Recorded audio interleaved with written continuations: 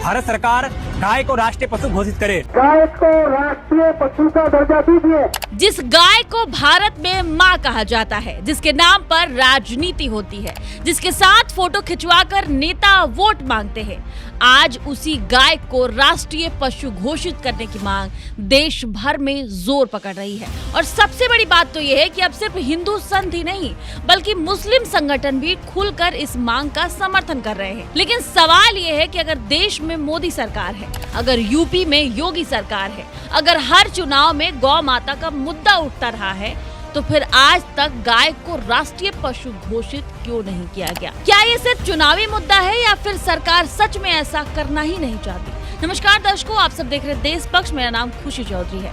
दोस्तों, देश में इस वक्त गाय को लेकर एक बड़ी बहस छिड़ चुकी है और इस बहस ने राजनीति से लेकर धर्म तक सबको हिला कर रख दिया है। स्वामी श्री अभिमुक्तेश्वर और सरस्वती जी ने जो कहा, सबसे पहले आप वो सुन लीजिए। हाँ, मतलब वही हो गया ना कि 14 वर्ष तक वो मां रहेगी, उसके बाद सब्जी भाजी हो जाएगी।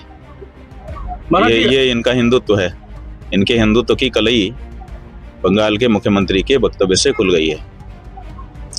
असम के मुख्यमंत्री ने भी ऐसा ही कहा था। जब उससे आप पत्रकारों ने पूछा कि गाय के मांस खाने वालों का वोट आपको चाहिए, तो बोला क्यों नहीं चाहिए, हम थोड़े मना करता हूँ। तो इनकी कलई खुल रही है परत दर परत। अभिमुक्तेश्वर सरस्वती ने बयान देते हुए कहा कि गाय 14 साल तक मां रहेगी और फिर सब्जी भाजी हो जाएगी। इनके हिंदुत्व की कलई खुल चुकी है। गौ माता पर एक एक दिन भारी पड़ रहा है।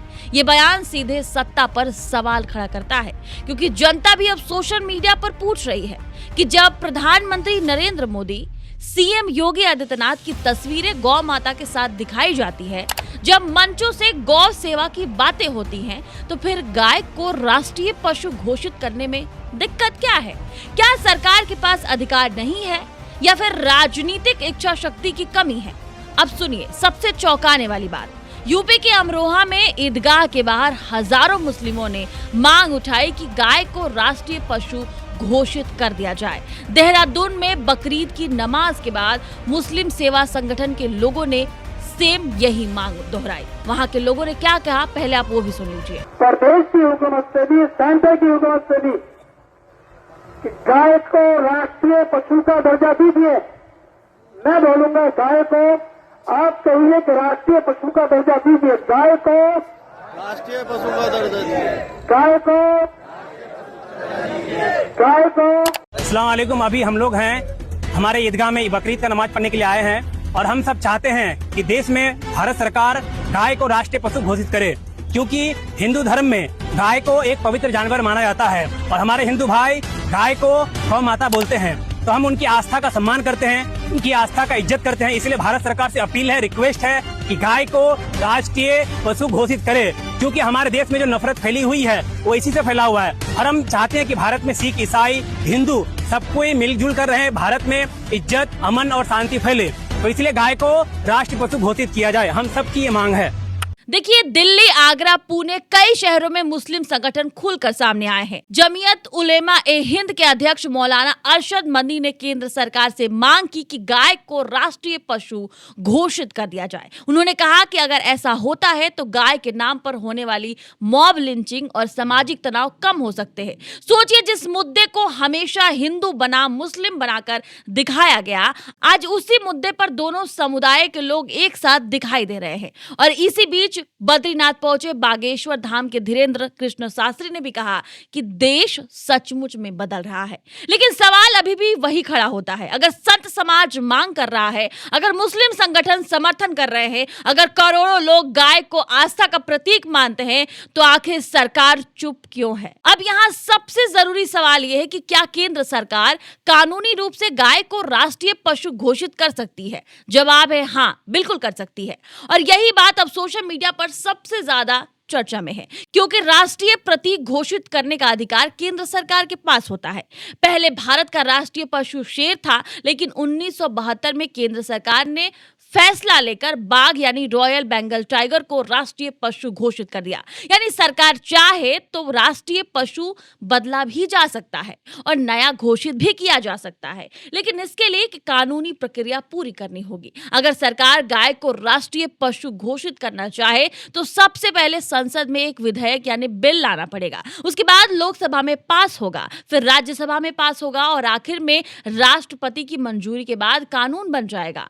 कानूनी विशेषज्ञों का कहना है कि इसके बाद गाय को विशेष राष्ट्रीय संरक्षण मिल सकता है। देश भर में गौ हत्या को लेकर एक समान कानून बनाने की कोशिश हो सकती है। राज्य सरकारों पर भी दबाव बढ़ेगा कि वे अपने कानून को सख्त करें। लेकिन कहानी यही खत्म नहीं होती है दोस्तों, क्योंकि केंद्र सरकार का कहना है कि पशु संरक्षण राज्य सूची का विषय है। पशुपालन मंत्री एसपी सिंह बघेल ने संसद में साफ कहा था कि अभी सरकार के पास गाय को राष्ट्रीय पशु घोषित करने की कोई योजना नहीं है। यानी मांग हो रही है, बहस भी हो रही है, प्रदर्शन भी हो रहा है, समर्थन भी भर भर कर मिल रहा है, लेकिन सरकार अभी तक कोई कदम उठाने को तैयार नहीं दिखाई दे रही है। और दूसरी तरफ सच्चाई ये भी है दोस्तों कि देश भर में हजारों गायें सड़कों पर बेसहारा घूमती हैं, प्लास्टिक खा रही हैं, दुर्घटनाओं में मर रही हैं। कई गौशालाओं की हालत खराब हो रही है, बस से बदतर दिखाई देती है।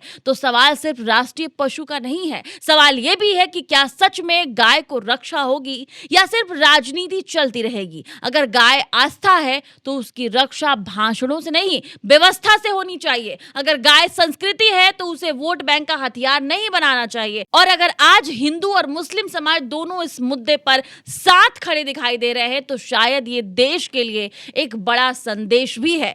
अब फैसला सरकार को करना होगा। क्या सिर्फ फोटो और भाषण चलते रहेंगे या फिर सच में गाय को राष्ट्रीय पशु घोषित करने की दिशा में कदम भी उठाया जाएगा? क्योंकि कानून कहता है कि हाँ, सरकार चाहे तो राष्ट्रीय पशु घोषित कर सकती है, बस जरूरत है राजनीतिक इच्छा शक्ति की।